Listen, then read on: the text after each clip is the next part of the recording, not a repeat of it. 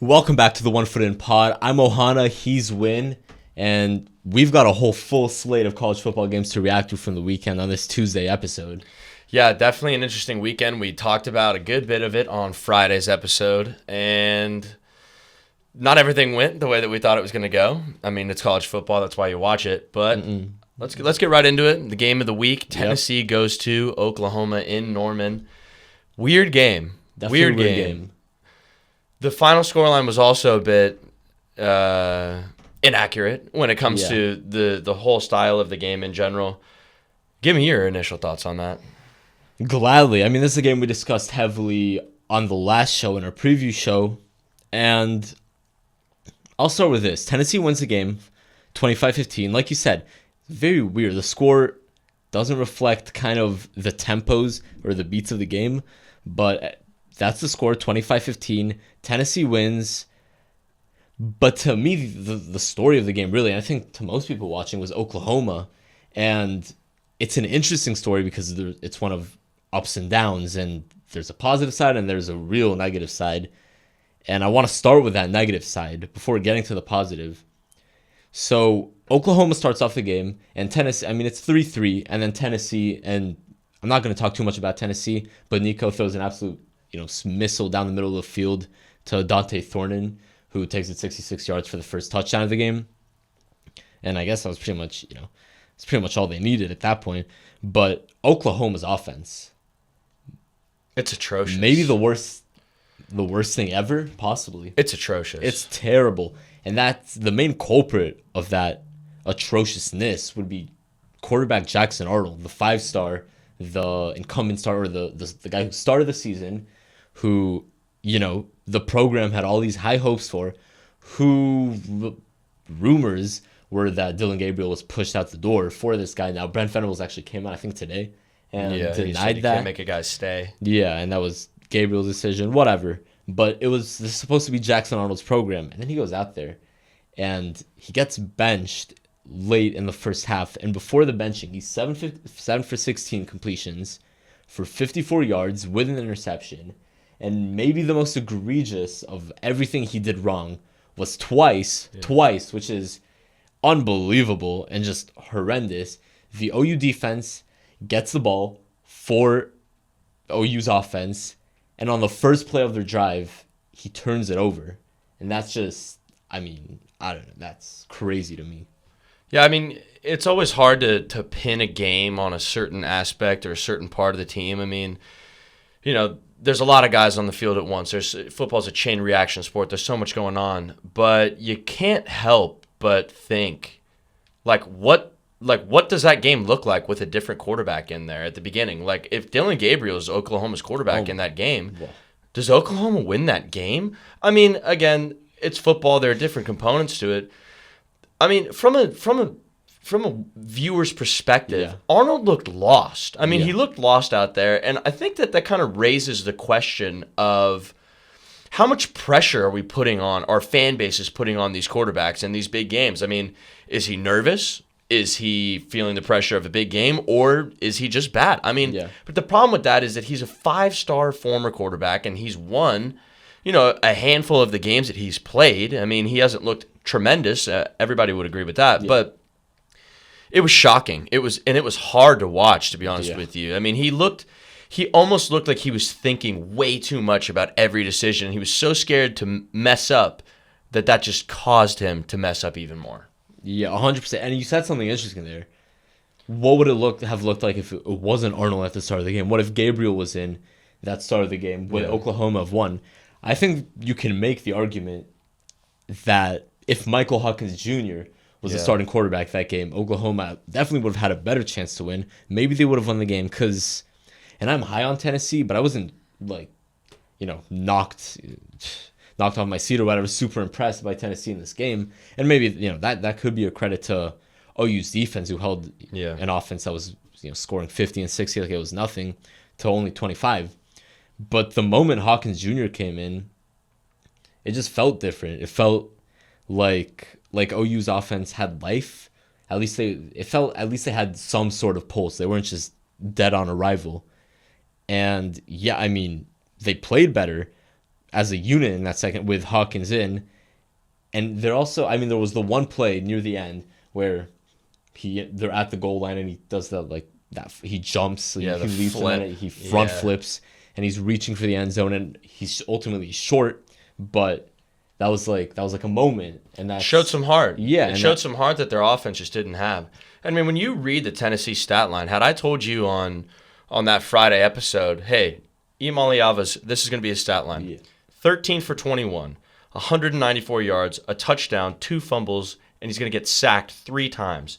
You'd be like, oh, my God, Oklahoma locked them up and probably beat them by a couple scores. But like you said, I mean, college football is a game of turnovers at this point. It's not the NFL. I mean, obviously, the NFL is big on turnovers too. But college football, I mean, those games are often decided on who capitalizes on each other's mistakes. And it was crazy because Tennessee made mistakes, and Oklahoma – it was like, okay, I'll raise your bet. I'll just take immediately. It was unbelievable, and it was hard to watch. To be honest with you, it was hard to watch.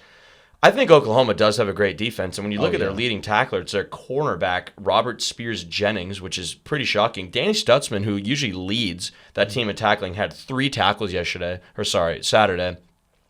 He missed also a goal line stop, but I mean at that point that was late in the game. We were worn down, but still. I mean, Oklahoma's defense looks great. I mean, per quarter, Tennessee 10 points in the first quarter, 9 points in the second quarter, which came from a safety, which we did not even mention. That was ridiculous. And then field goal. I mean, and Tennessee's offense is legit. That's super impressive by OU. I mean, so I think if OU had an offensive game there, they win that game, and they have a great season outlook, but I don't even know what the season outlook is at this point. You've lost one of your biggest games of the season. You can't just invest everything in a backup quarterback and expect him to then just make everything right. I mean, I think there's something to be said too about the play calling and about just the overall style. I mean, like their rushing game, was terrible. Their leading rusher, Oklahoma, was Michael Hawkins Jr. for 12 carries for 22 yards. That's unbelievable. It's awful. They should be ashamed of themselves. Oklahoma needs an offensive line. And when you play in the SEC, and those games are played and won in the trenches, against a good Tennessee D-line, I mean, they just, looking back on it, they just had no chance. Yeah. They just had no chance. Yeah, I mean, that was pretty much the game. This felt like, and Tennessee won, but this felt like an OU game in that they just never really had a chance, and that was pretty much it. The Jackson Arnold, and that offense's play as a whole, because it is a unit. It was the death sentence for them in this game, and no matter what they did in the second half, and they did play better. They outplayed Tennessee, I thought, in the second half. Yeah, it just wasn't enough at that point. How does this make you feel about Tennessee going forward? So I'm not concerned with it. I still really like Tennessee. I'm still super high on them, and I think they played one of the best defenses in the country. And so, I guess they had some struggles, but I came out of this game neither super impressed or all the way down on them. Just kind of where I was, and I expect a lot out of them the rest of the season. And maybe this was good. I mean, again, I think maybe we. And when I say we, I mean the two of us specifically, maybe got a bit ahead of ourselves when discussing Nico. He's still super young. Yeah. And maybe a game like this will be beneficial in the long run. Because if everything's just clean, at some point you're going to hit adversity. So it's better to get out of the way and figure out how to bounce back from that adversity or how to improve or what to do against it early on in the season. And we'll see where that goes. Yeah, and I think there's just something, to touch on that real quick, to be said about, that going into a hostile environment like that. I mean, that's really the first challenge that Tennessee has also had this season. Like, you're going to have bumps along the way, but I mean, I think that the Tennessee culture is in a good spot. I think this is going to give them good momentum. And I mean, they're going to look at that game and say, we can play 10 times better.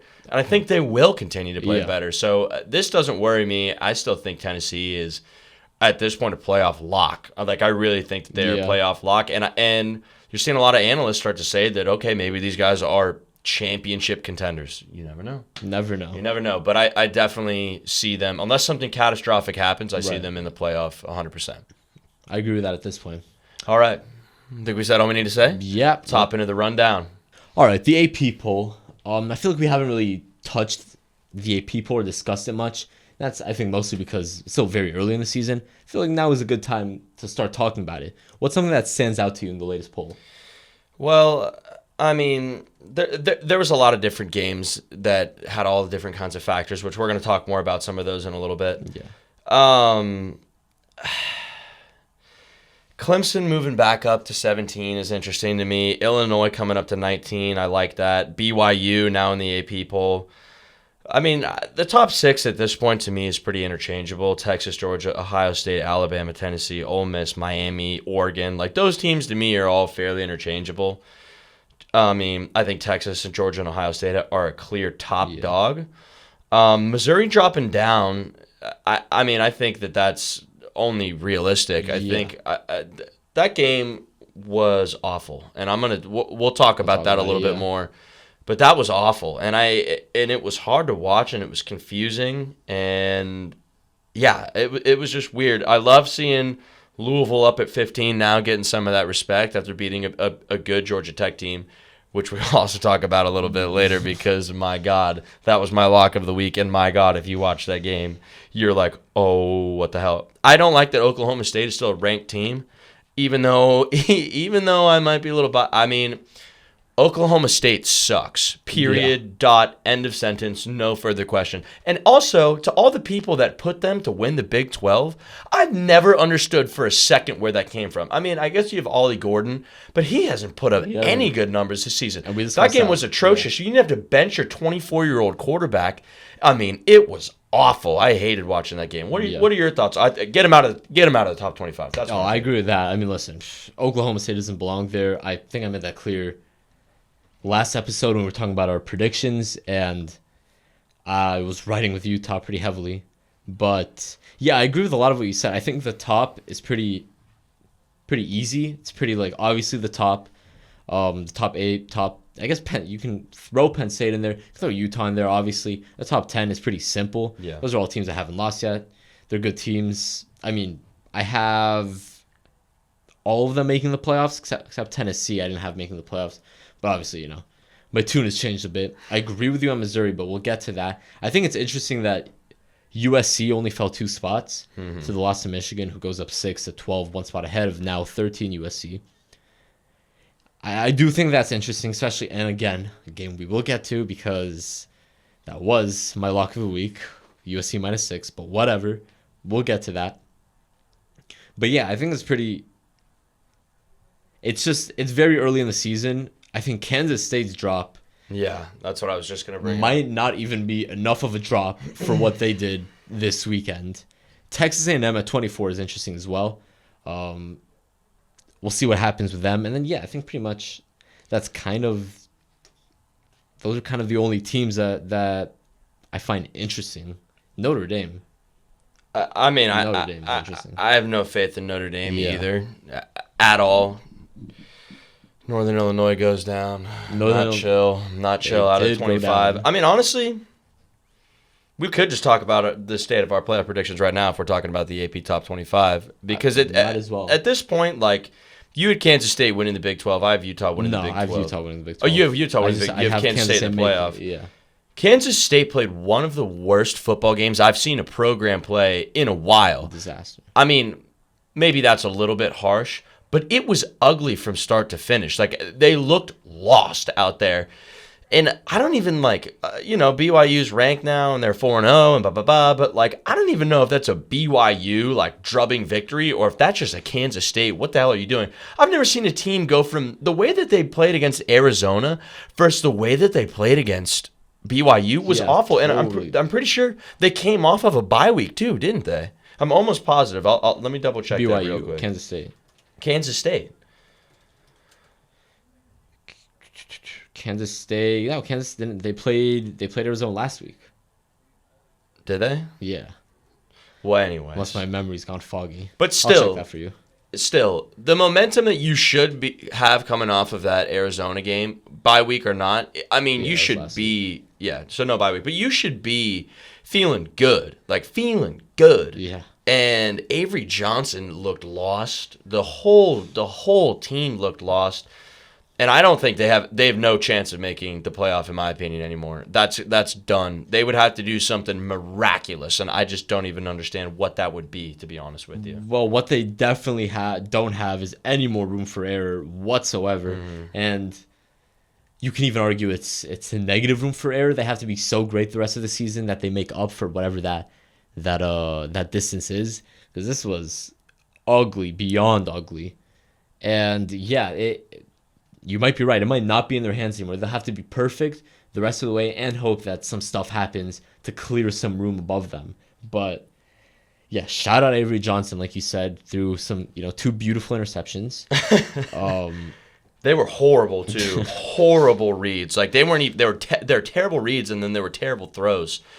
And man, like those turnovers, especially when you're on the road, I mean, that's just brutal. And sticking with the Big 12, I mean, I just brought up the Oklahoma State game, but like Utah had a backup quarterback that they apparently told 20 minutes beforehand that he was going to start.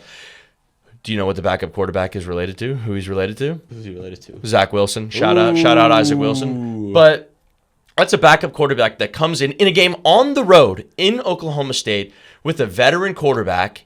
And they looked horrible. Like, they looked horrible. Like, Utah didn't even play a great game. They played fine, but, like, they looked awful. Oklahoma State looked awful, and they should be embarrassed about that. And honestly, like, I mean, look, I'm never trying to call for anybody to get fired. And Mike Gundy won't get fired this season, but, like, at least during the season. But it comes to a point where you're just like, what more do you need? You had a Heisman favorite running back. You've got a veteran quarterback. You're always hyping up the defense on the flair of the team, blah, blah, blah, blah, blah. And you go out there and you lay in it. Super egg. An egg. That game was horrible. Yeah, and we were talking about them. We both liked Utah in this game. Much of our analysis was predicated on the belief that it would be Cam Rising at quarterback. Yeah. So Oklahoma State, another joke of a team this year. But I mean, not that upset about that. Wilson threw 2 interceptions too. It's like.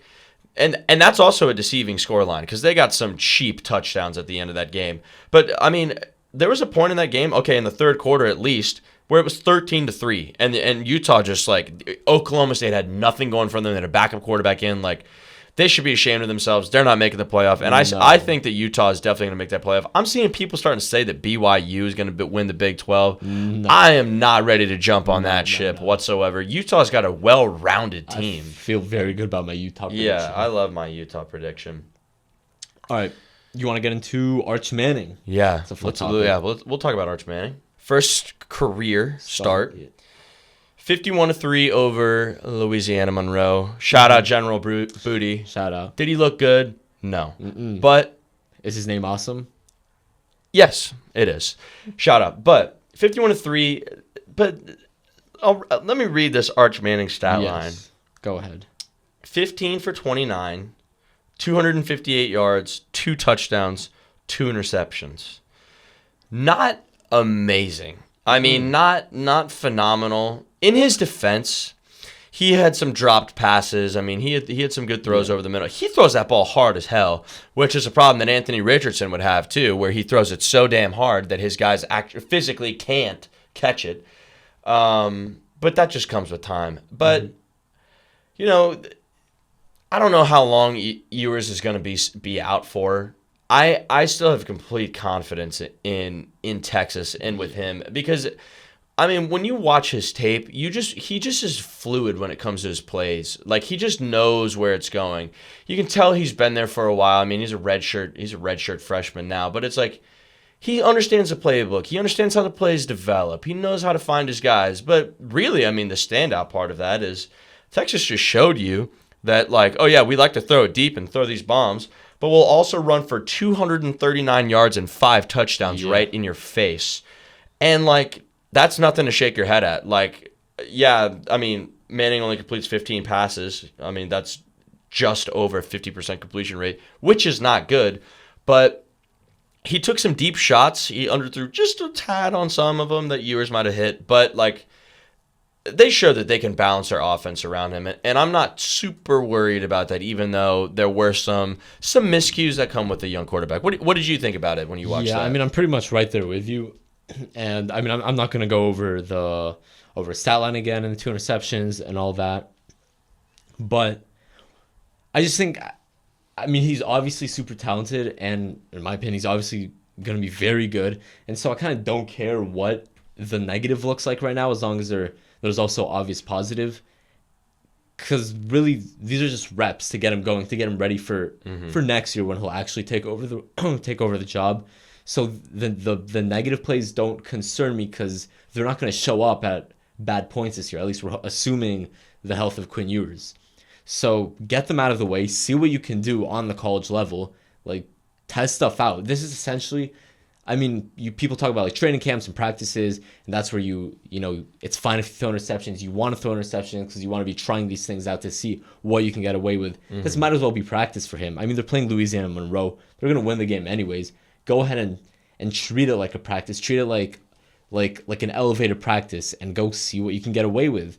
And yeah, I think I'm super fine with it. I'm not worried. And I know a lot of I guess, I don't know about a lot, but there's obviously some pushback from people because all the you know, sports social media accounts post about how awesome Arch Manning is or whatever, Arch Manning blah blah blah highlights, and people complain because of the 2 interceptions. I don't really care about all that. He's a Manning. It's the name. He's fun. He's been anticipated for a long time. We've seen highlights of this kid since 8th grade. Yeah. So yeah, I'm there with you. Shout out Jaden Blue for the 3 touchdowns. Shout out Jaden Blue. He played 4 like a dog. touchdowns actually. One receiving touchdown, 3 rushing. But their O-line is so good, man. Yeah, it's dominant. So next week they've got Mississippi State, which to be honest, like even if Ewers is 110%, you keep Manning in. Just play Manning. You keep Manning in. That might be more of a practice game than Louisiana. Yeah. Oh, dude, 100%. And then a bye week, and then you've got Oklahoma, and then Georgia, and then you got Vanderbilt. So like, you know. And I'm interested to see that. I mean, that Oklahoma game, and I know we talk about how terrible their offense is, but that defense is great, and we saw what they did against Tennessee's offense. Yeah. So I'm super excited for that one, but we've got to wait a bit. Yeah, most definitely. So yeah, not worried. Something to keep an eye on. He's Arch Manning. I think he's a good quarterback. Yeah. He will continue to grow. Texas still looks like a good team. You know who didn't look like a good team? Missouri. Missouri looked like a terrible team, actually. Timeout. Just because their name is Vanderbilt doesn't give me the right to say this. Vanderbilt played a good game. They played a good game. Their quarterback got out of the pocket. They played good defense. They had good play calls. Vanderbilt is a good team. They're going to beat Florida this year. I think Vanderbilt is going to pick up some SEC wins that's going to surprise some people, and his name ain't going to be me. Anyways, Missouri looked horrible. Like, the whole game looked horrible. Brady Cook, like, there was no rhythm, there was no flow, and it was at Missouri. Vanderbilt took them to overtime, and they really could have won that game. They hooked a field goal in the end, but it was just like, it was a pitiful performance from Missouri. And like we talked about in the AP poll, I'm glad they dropped down, and I think that, I mean, you could argue that they could drop down even more. That's actually one of my main arguments. I do think they absolutely easily you can make the case that they should have dropped down more. 4 spots is crazy. That might as well have been a loss. Like, I know that's how I see it, to be honest with you. But that's a losing performance that got them a win in the record book. But that was listen, I didn't think Missouri was going to make it to the play. I think I had them going 9-3. I feel good about that because that performance tells me they have more of those in store. Because that's really bad. And I know, you know, you could argue, oh, Georgia, you know, squeaked past Kentucky in a low-scoring, you know, slugfest or whatever affair. But I'm not going to give Missouri that grace. I'm just not going to do it. They're not Georgia. They haven't earned the right for me to treat them as though they're Georgia. Yeah. So, yeah, the fact that there's still 11 in the AP poll, I think they should, you know, count their blessings for that one. Because that's insane to me. They were just a disaster, and they're on notice these next few weeks. They're prove it week. It's not prove it week, but they get their own little prove it couple of weeks now because that was, I don't know what that was. Yeah, they got a bye week. Then they're gonna go to Texas A&M. Then they're gonna play UMass, Auburn. So 2 games that they should win.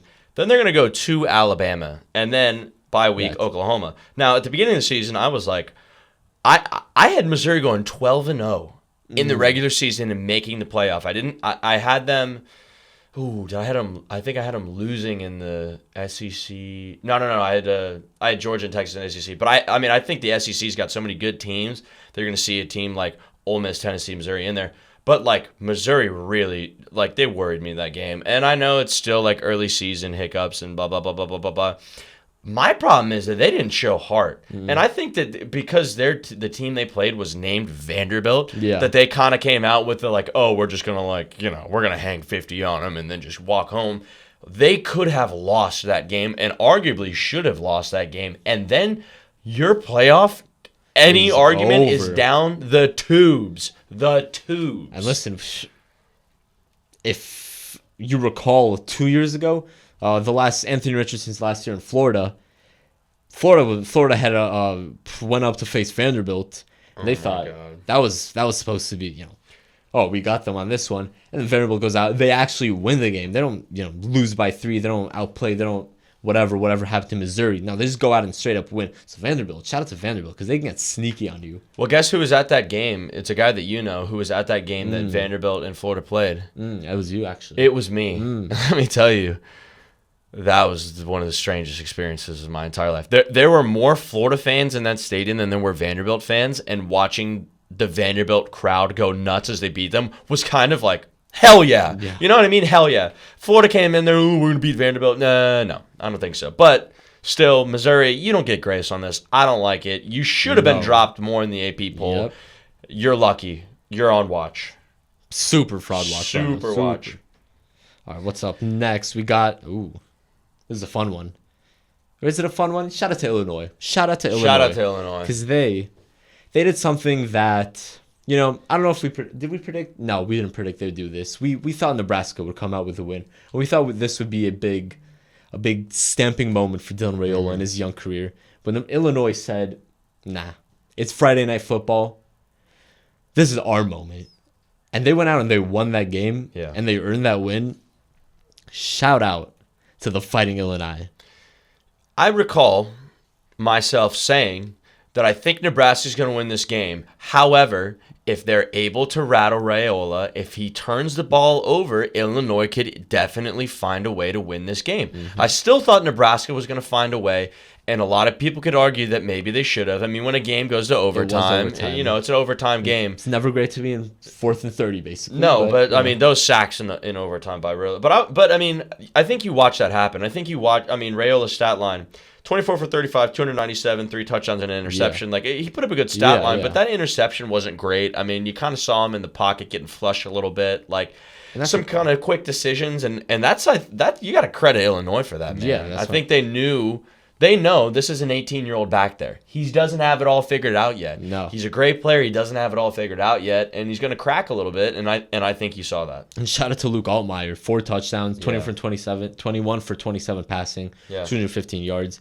Illinois got it done, and that's why they're ranked 19th at this point. So yeah, and I'm interested to see what they do. I mean, I saw somebody put them in their playoff this year, which would be interesting when it comes to the Big 12. I think the Big 10, excuse me. The Big 10 is going to play out interesting. Like, really interesting, especially with that USC Michigan game, which we'll harp on a little bit. Illinois sacked Raiola 5 times, too. I mean, like, some of those came in overtime, but, like, I'm telling you, like, when you've got a young quarterback like that, those are things that take hits. They take hits and they wear you down. That was a super fun game to watch. Shout out Illinois. I think Nebraska still has a lot of hope for the season. I think that they should still keep their heads up.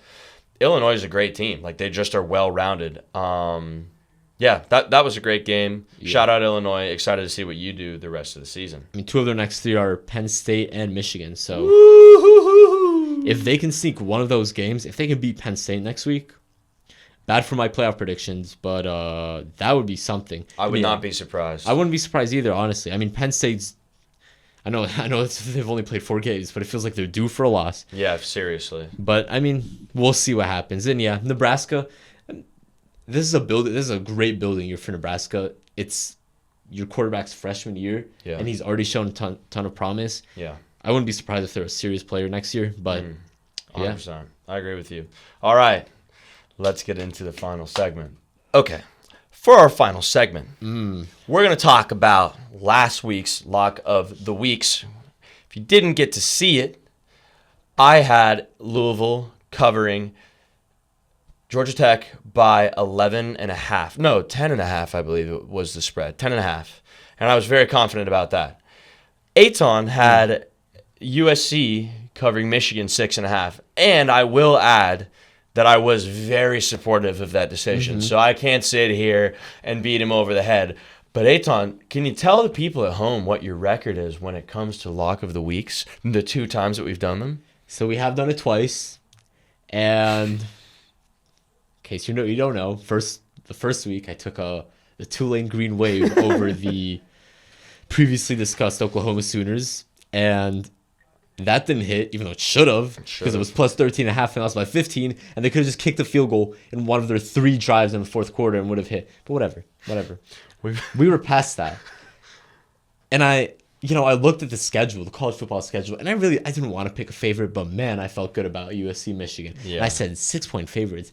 I just watched Michigan get absolutely, just dominated by Texas. Yeah. They don't look good. They look directionless. They're making a quarterback switch from Davis Warren to Alex Orji, which is a completely different system and play style. I said, this is free money. I would have bet the house on it if I could. And, I might have bet more. I basically bet more than the house. I bet my lock of the week on it. My credibility, my professional credibility. I said, this is free money. -6. And then the game happens. And it doesn't start off well. It starts off shaky for my USC Trojans. Not my USC Trojans, but this week they were my USC Trojans because they fall quickly. And Michigan takes the lead, but they fight back. The Trojans fight back, and they're up 24-20 in the fourth quarter. I'm like, okay, now we're cooking. Now, before I get from what happened in 24-20 to the end of the game, I'm going to skip to the end of the game, which was Michigan 27-24, which obviously means USC didn't cover the 6-point spread. But what happened when USC took that 24-20 lead? Was it just Michigan had the ball and they took it down to the final second and won the game on a last-second touchdown? No. That's not what happened. As a matter of fact, the next time Michigan touched the ball after USC took the lead, did they score any points? No. You know what that means? That means that with 4 minutes left in the fourth quarter, the final quarter of a football game, by the way, the USC Trojans had the ball. And in case you're not sure or you don't know how spreads work, -6 means that USC just has to win by more than 6 points, aka 7 points, or you could win by 6 and then it just be a push. But if you score a field goal when you're up 4, that would be a 7-point difference, a 7-point lead. So that's all you had to do. And USC, what did you not do? Not only did you not drive down the field into field goal range. You didn't drive down field in field goal range and miss a field goal. No, I mean, you obviously didn't score a touchdown. You didn't even get a first down. You go 3 and out up 24-20 when you know my lock of the week is on the line. And by the way, so is like a big game for you at this point. It's 24-20. You should be beating this team by way more. At least that's what it looked like previously. And then you punt it to Michigan. Michigan, by the way, whose quarterback, Alex Orji, the guy who is a completely different system, his passing numbers. Listen, you might think that, he threw a party on the Trojans defense, but no, because this is a better Trojans defense than in years prior. He was 7 for 12. For how many yards? Not for 111 or 97 or even 75. He had 37 passing yards. 37 passing yards. I had 32 pass yards on 32? I think he had 32 passing yards. I might be wrong. It was 32. 32 passing yards. He had 32 passing yards. 0 touchdowns. 0 touchdowns. Now, what does that mean generally? Generally, when a quarterback, and trust me, I watched Skylar Thompson play football this weekend. When a quarterback only has 32 passing yards, your team generally won't win. But shout out to Khalil Mullings because he carried this Wolverines team.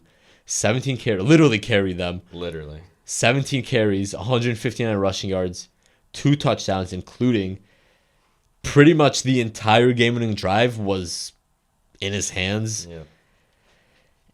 and they won the game. And, I'm not going to freak out. I'm not going to flip out on USC like I did Tulane. Tulane is dead to me. USC, I still believe in you to make the playoffs because you still had a loss to work with. You won that LSU game early on. Yeah. And so you lose to Michigan, who going into the season, people, obviously they were ranked 10th or whatever. People had high hopes for. So you're not dead yet. You're not cooked. But this was an absolute disaster. Don't get it wrong. Get it fixed. Yep. USC, come on, bro. I mean, real quick, you harped on the stat line there. If again, had I told you Miller Moss is going to throw for 283 yards and 3 touchdowns, and Woody Marks is going to run for 100 yards on 13 carries, you're like, dude, Michigan got paced by probably 35 points, maybe 5 touchdowns. Like, bro, I'm like, okay, that game is over. And then I tell you that Orgy throws 7 completed passes for 32 yards. You're like, okay, damn, did they lose by 100? Yeah. No, they actually won by 3. Weird. Like, the whole game was just weird. And, you touched on all the bases here. Lincoln Riley, you got to be better than that. You're in the Big Ten. You're in the Big Ten. It's a new conference, it's a new style of play, blah, blah, blah, blah, blah. But, still, you got to be better. You just have to find a way to win that game. He better be fired up this week. USC better be fired up this week. Because if they're not, then they're just going to go down real quick. And again, it'll be interesting to see, what ends up happening in the Big Ten, especially if a team like Illinois keeps playing well. And again, USC has to beat Penn State. That if they don't, then they're done. Then they're not even talked about anymore. And yeah, Penn State, that might be the only real challenge remaining on the schedule. They have Wisconsin next week, then they have Minnesota, and then that Penn State game. And they're playing, they're playing Big Ten competition. They're not playing these juggernauts. I have Nebraska shout out later on, and they end the season with Notre Dame, who neither of us believe in. No. USC, go get it done. Go beat Penn State. Even though I have Penn State making the playoffs, but I kind of had more invested in USC than I do Penn State. I don't really care about Penn State's outcome. Just go get it done. Just go do your job. Simple as that. I still believe in you. You're not dead to me.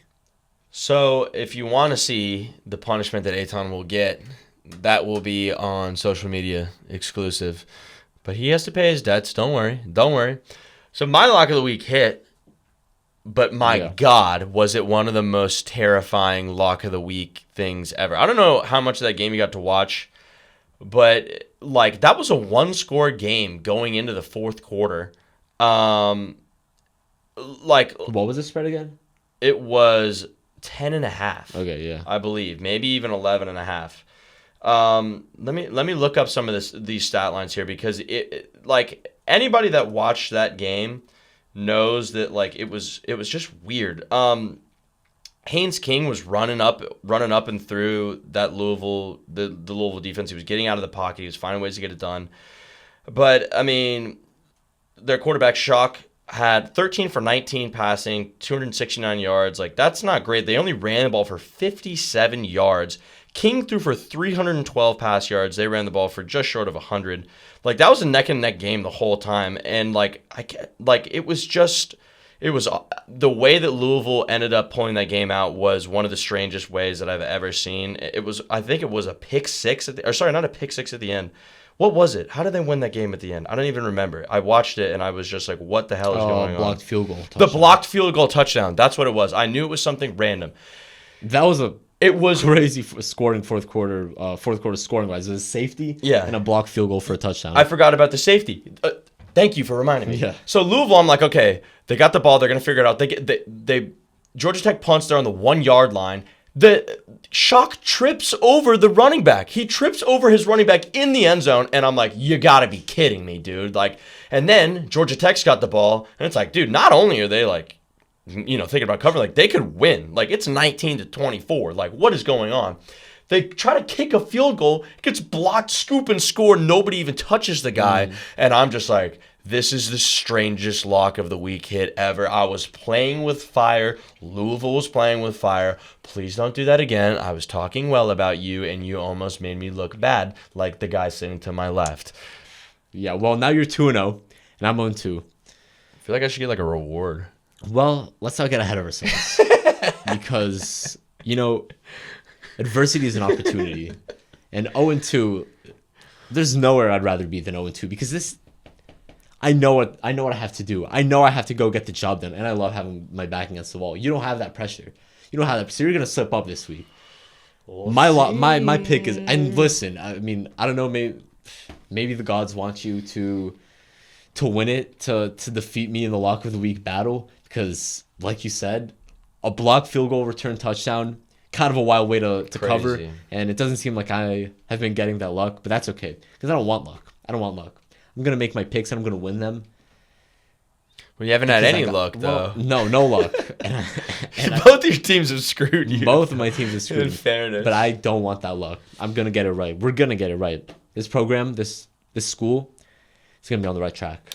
Well, if you want to see Eitan try to get it back on track, then you're going to have to tune into Friday's episode, which I'm very excited about. This is going to be another good week of college football. Thank you guys so much for tuning in, Eitan. You got anything else that you want to say real quick before we get the heck out of here? I think I got all off my chest.